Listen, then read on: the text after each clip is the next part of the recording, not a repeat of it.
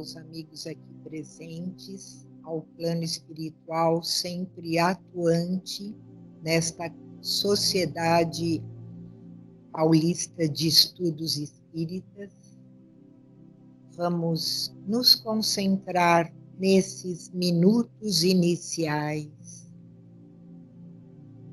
e vamos, na noite de hoje, lembrar palestras passadas, onde falamos do nosso anjo da guarda, e esse texto me fez lembrar não só o nosso anjo da guarda, que é o nosso fiel escudeiro, mas me fez lembrar que nós sempre temos do nosso lado uma pessoa, não necessariamente um familiar direto, mas sempre temos um amigo, uma pessoa até da casa espírita, a quem o nosso olhar acolhe, a quem nós gostamos e nos sentimos muito bem em ver, em abraçar.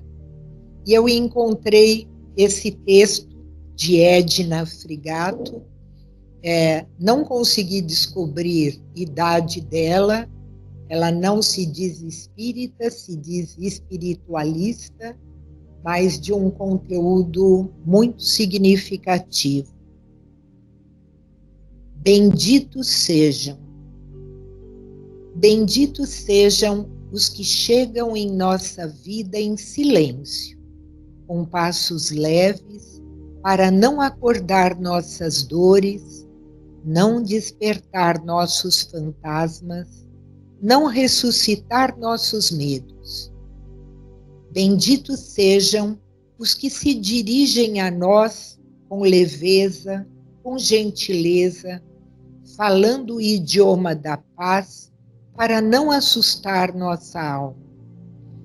Benditos sejam os que tocam nosso coração com carinho, nos olham com respeito e nos aceitam inteiros, com todos os erros e imperfeições. Benditos sejam os que, podendo ser qualquer coisa em nossa vida, escolhem ser doação. Benditos sejam esses seres iluminados que nos chegam como anjo, como flor ou passarinho, que dão asas aos nossos sonhos e, tendo a liberdade de ir, escolhem ficar e ser nosso ninho. Edna Frigato. Que possamos ter sempre em nosso caminho amigos, familiares, ou até assim uma amiga muito carinhosa de batom vermelho, que chega e que é nosso ninho. Em nome de todos, obrigada pela luz que você nos transmite e pelo ensinamento que você nos dá.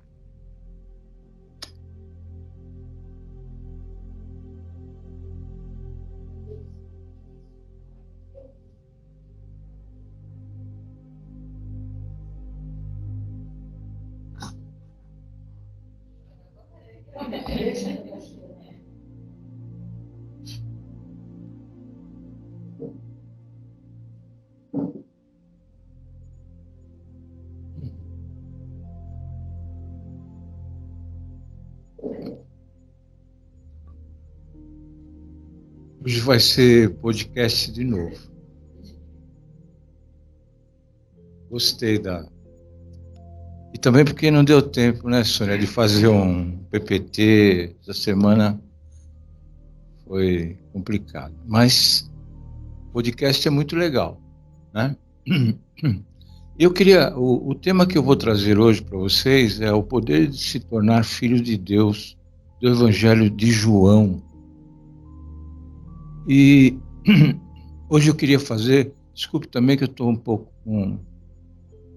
de dor de garganta, pigarro, mas confiem que vai dar certo. Eu queria começar hoje fazendo uma atividade, uma novidade com vocês. Eu tenho aqui 100 cartões. Esses 100 cartões, eles têm uma tarja de cada cor.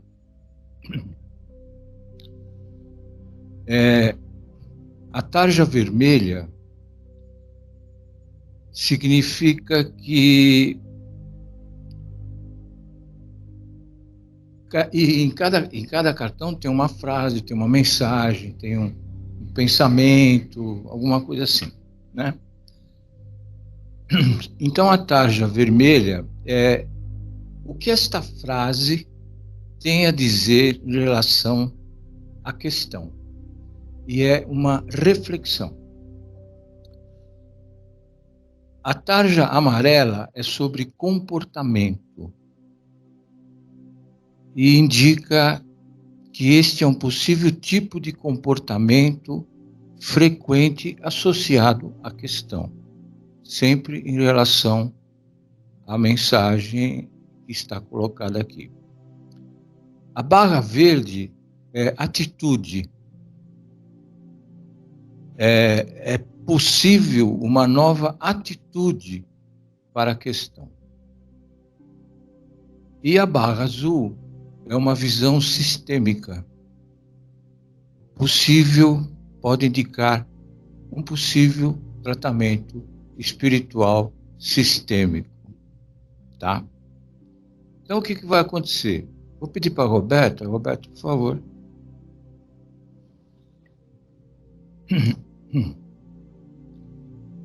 Roberta vai distribuir para vocês, para cada um de vocês, um cartão. Se vocês quiserem escolher sem olhar a cor, tudo bem. Se quiserem escolher já uma cor, eu falei bem rápido aqui, né? E o que vai acontecer? Vocês vão guardar esse cartão, mas vão ter que devolver no final, porque eu uso isso, né? Entendeu? Não vai me levar embora, que custa caro. Assim. Não, você oferece, a pessoa tira um. Não pode ver nada. Não, pode ver. Pode ver. Tá bom.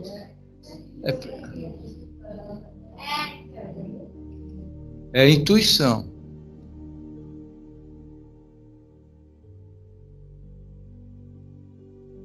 Bom, enquanto ela distribui, o que acontece?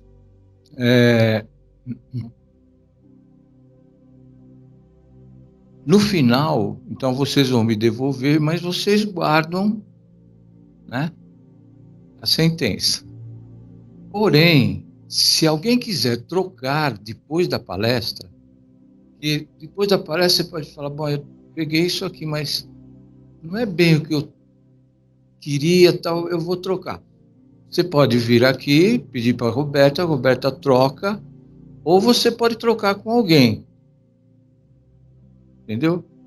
O papai pegou lá, ele está se esquivando lá.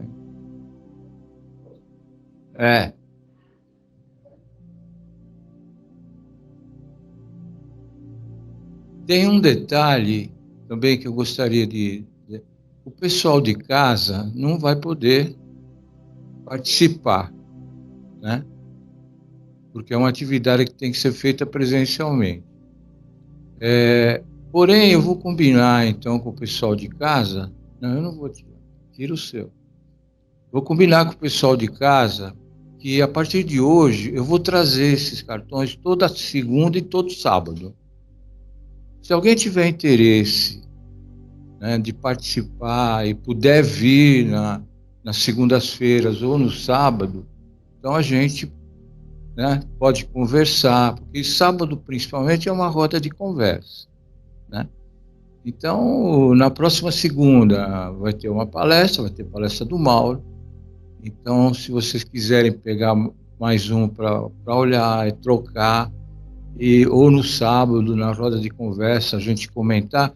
Então, eu queria dar uma dinâmica, né, para essa nova fase de palestras do SPI, que não começa hoje, nem sábado que vem, nem segunda-feira próxima, porque aí na segunda-feira a gente termina esse ciclo e a gente vai começar a falar especificamente sobre reforma íntima, com o livro Reforma Íntima Sem Martírio, tá? Muito bem, então, vamos lá. O que significa o poder de se tornar filho de Deus?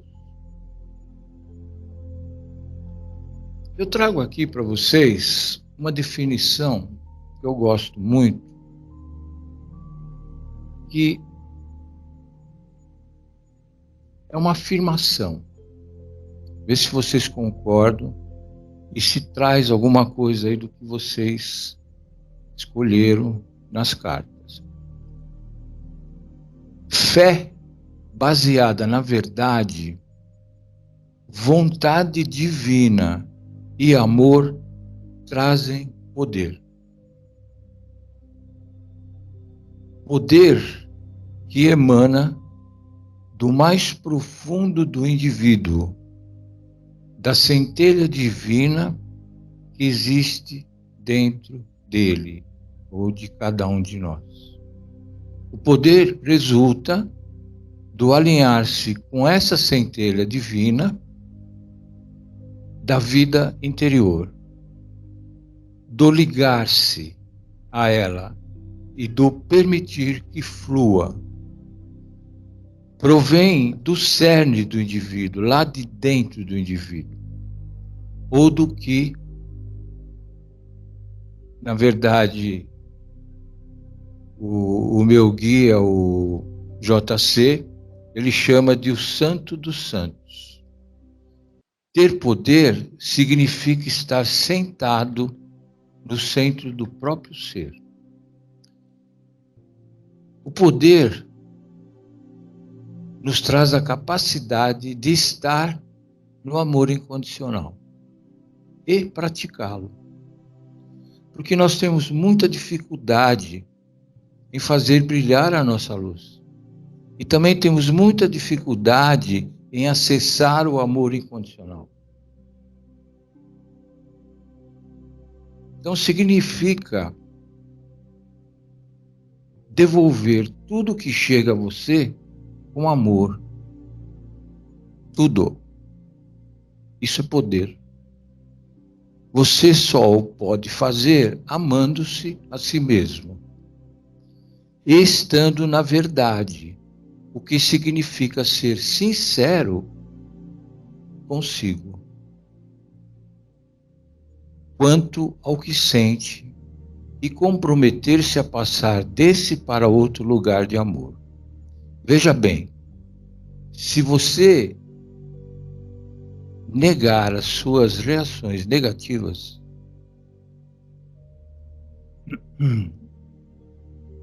se você negar as suas reações negativas, empurrando-as para baixo, né, do tapete, não estará se amando, nem amando os outros. Se as sente e de algum modo as reconhece, dá espaço ao seu amor para fluir.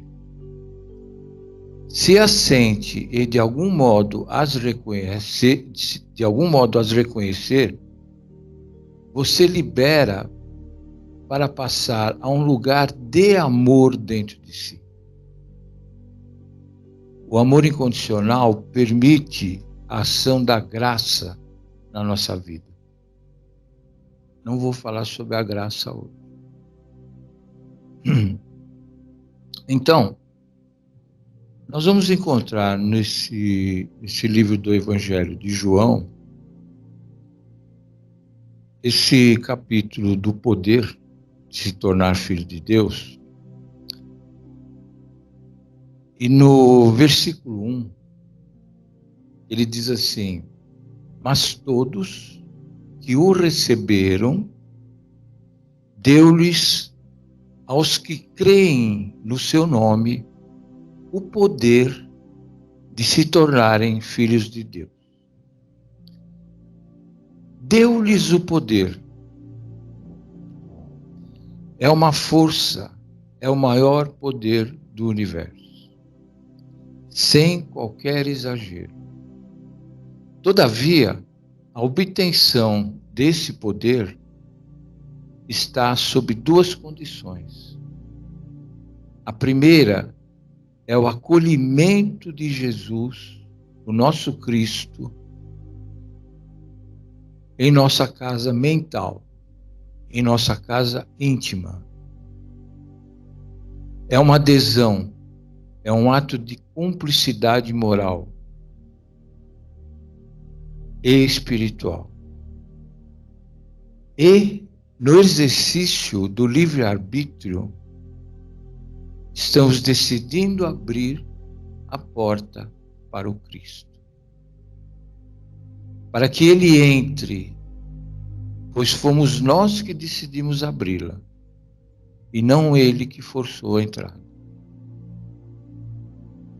Rapidamente aqui uma explicação. Na língua hebraica, na tradição do povo hebreu, o nome tem certas peculiaridades muito profundas, muito simbólicas. Por exemplo, quando Abraão se torna monoteísta e recebe a missão de fundar e estruturar o monoteísmo na Terra, seu nome muda. O nome em hebraico é algo muito sério. O nome de Deus em hebraico é formado por 4 consoantes, apenas sem vogal, o que impede de ser pronunciado. É YHVH.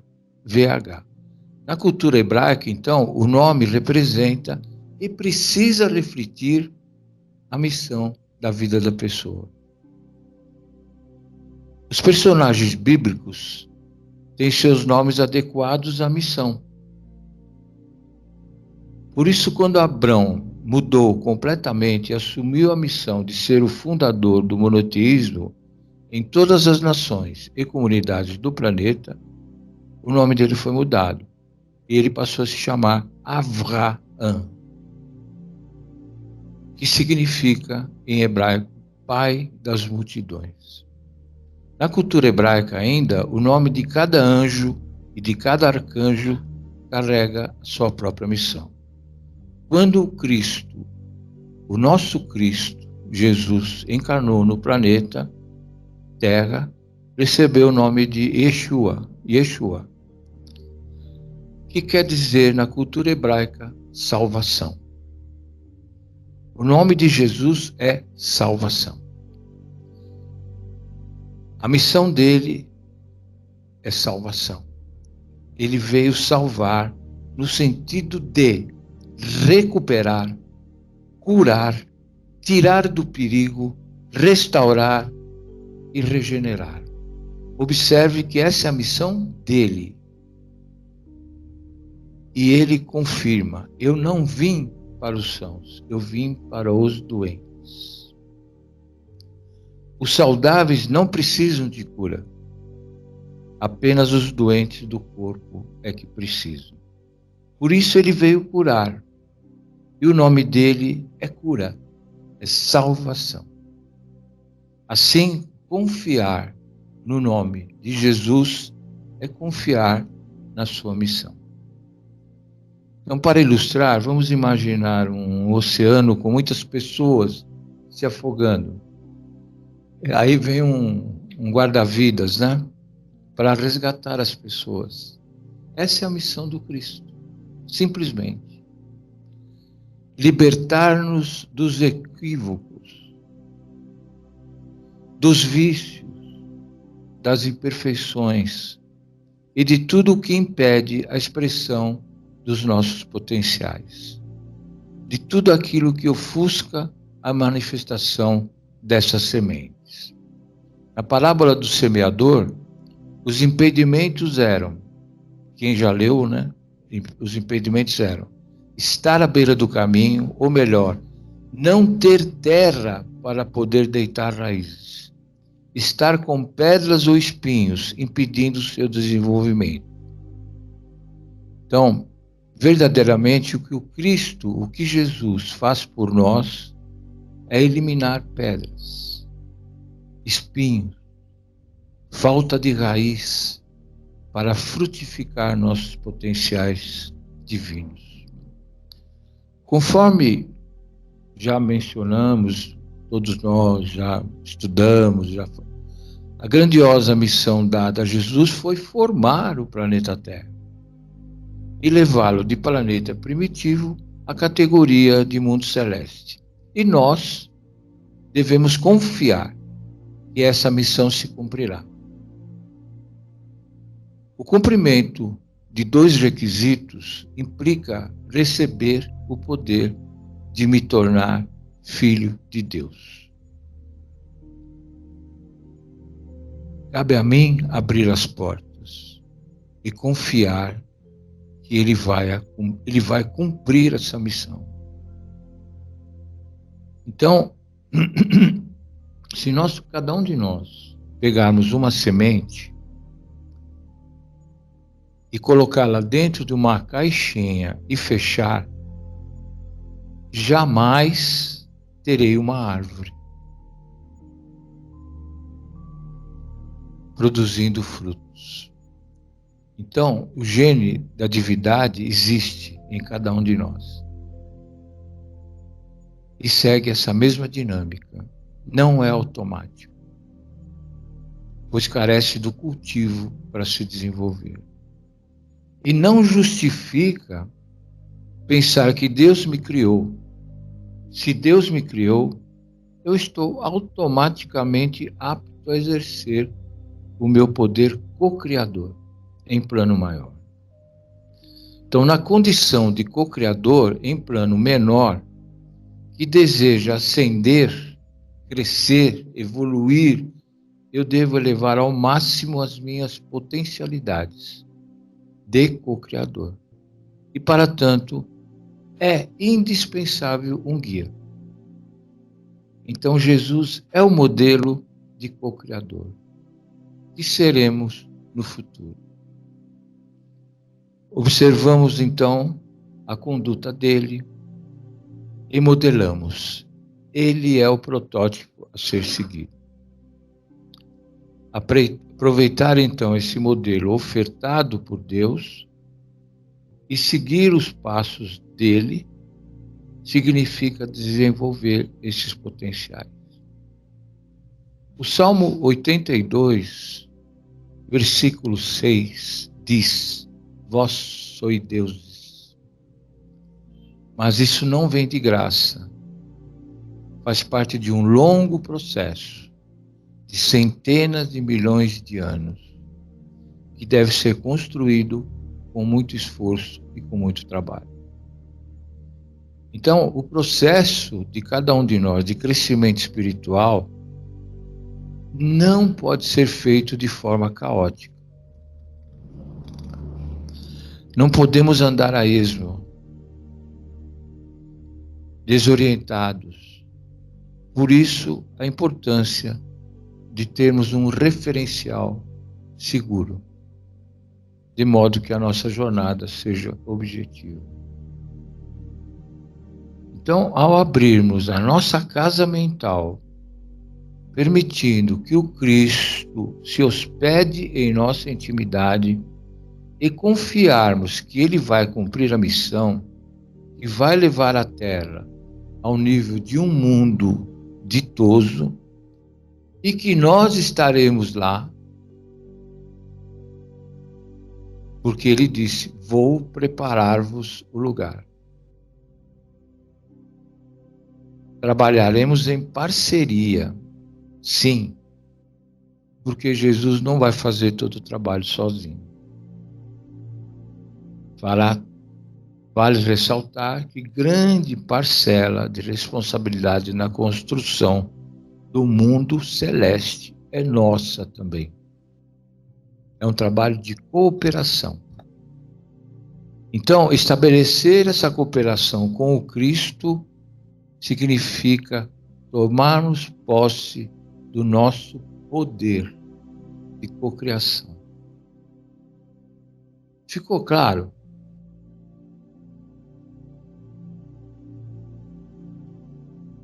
Está claro?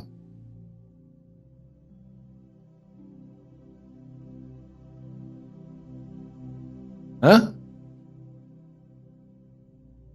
É complexo porque a gente, né, não confia.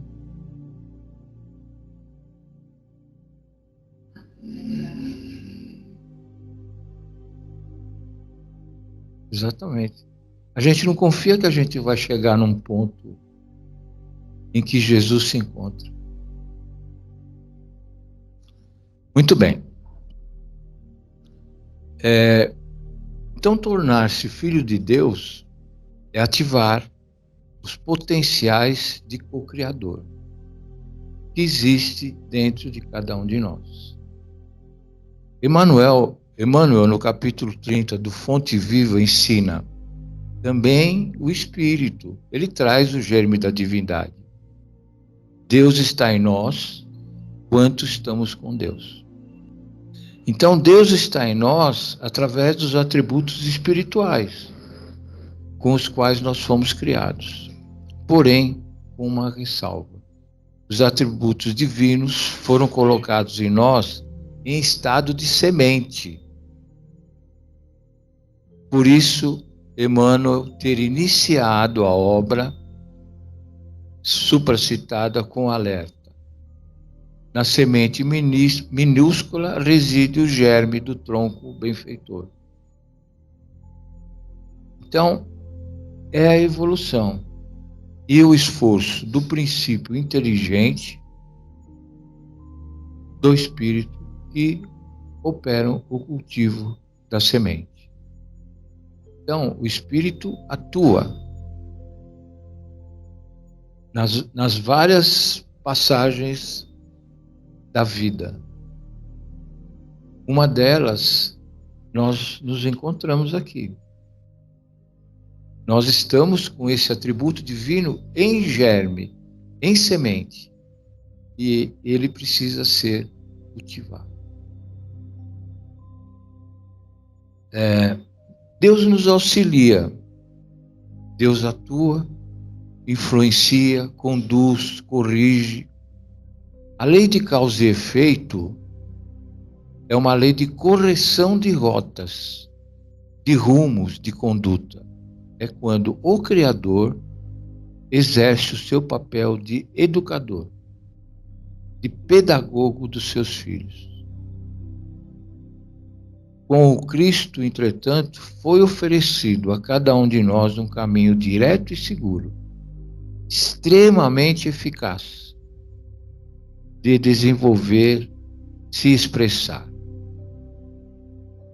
Nessa acepção é que o versículo 12 assevera: Cristo veio para nos dar a extraordinária oportunidade de nos tornarmos filhos de Deus. Pois se trata de um exercício, uma força que emana.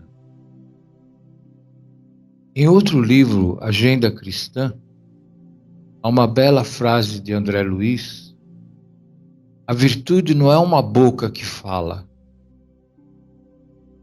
é um poder que se irradia. Deve ter uma mensagem aí parecida nesses cartões. Os atributos divinos, então, quando desenvolvidos, passam a irradiar um poder pessoal, poder co-criador, que é encontrado em todos os seres humanos, porém em plano menor. Mas à medida que evoluímos e, sobretudo, quando nos tornamos espíritos puros, o poder co-criador eleva-se ao nível do poder co-criador em plano maior. Então, tem que ficar claro, Criador é Deus. Ele é o Criador.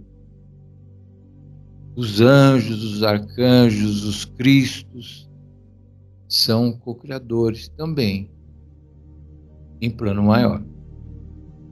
E nós, o que somos? Somos co-criadores também, só que ainda em plano menor. Exatamente.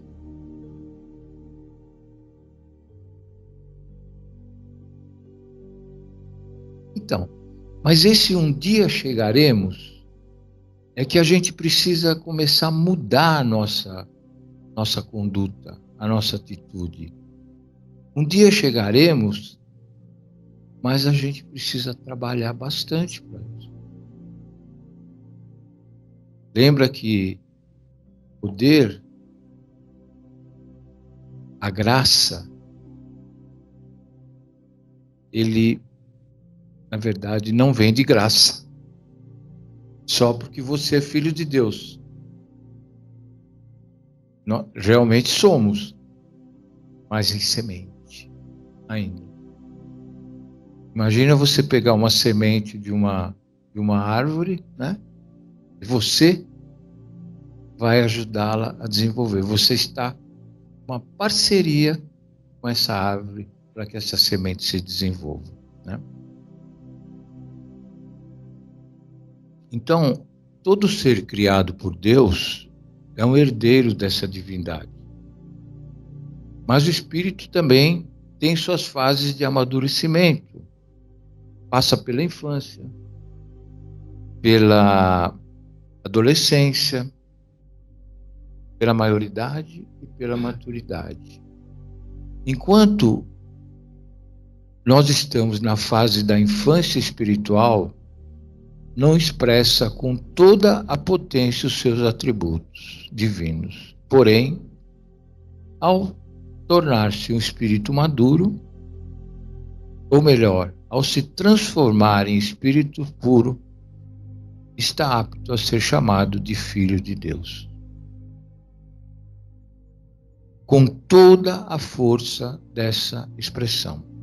Sintetizando, é quando ele, na prática, exprime todos esses potenciais. Então, o que João termina nos dizendo? Que era uma promessa, transforma-se em realização. O que era uma profecia, transforma-se em cumprimento. É isso que João está nos dizendo. Então, quando lá no início a gente falou que ele vem, né, para nos libertar dos equívocos,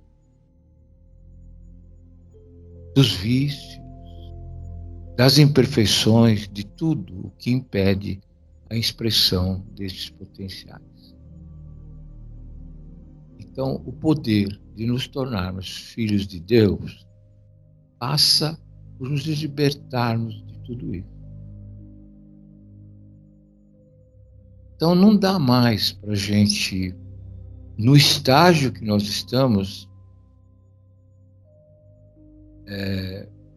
nos imaginarmos sem essa confiança de que vamos nos tornar filhos de Deus. E isso leva tempo.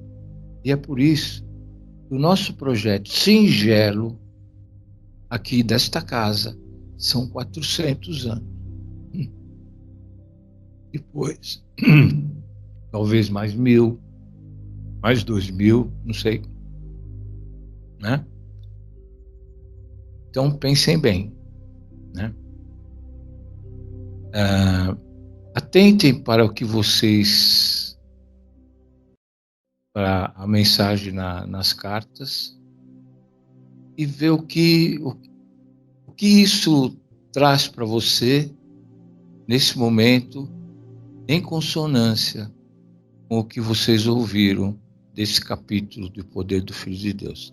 E como eu disse, se vocês quiserem trocar, né, por favor, no final troca ou com alguém, né?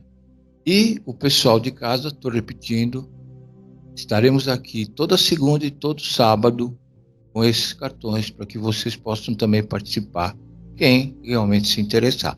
Espero que vocês se interessem. Muito obrigado. Mas antes de terminar,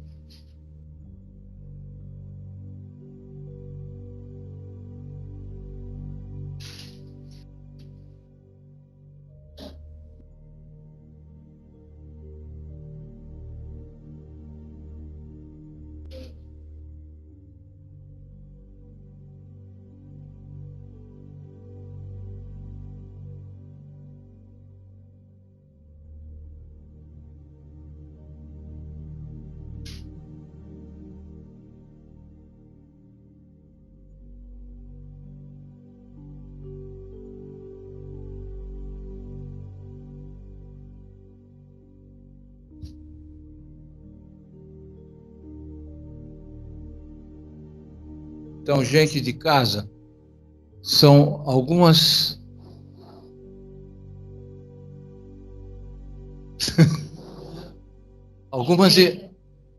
informações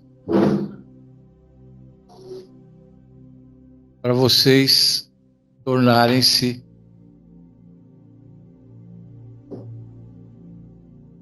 primeiro, até que ponto hoje eu mereço confiança? Uso bem minha vontade em consonância com a vontade divina? De que maneira uso a força ou o poder? Sei amar? Sou capaz de dar amor incondicional? Como uso minha integridade? O que é que eu desejo?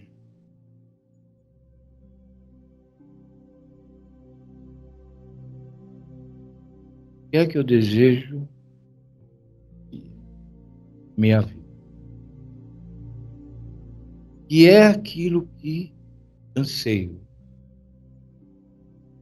Quais são minhas limitações? Como homem, como mulher, como espírito.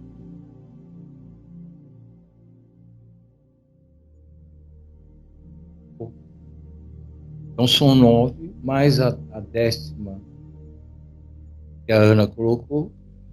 Qual é o seu projeto? Vamos fazer esse projeto juntos? Essa é a nossa proposta. Beleza? Obrigado. Ó, já terminei na hora.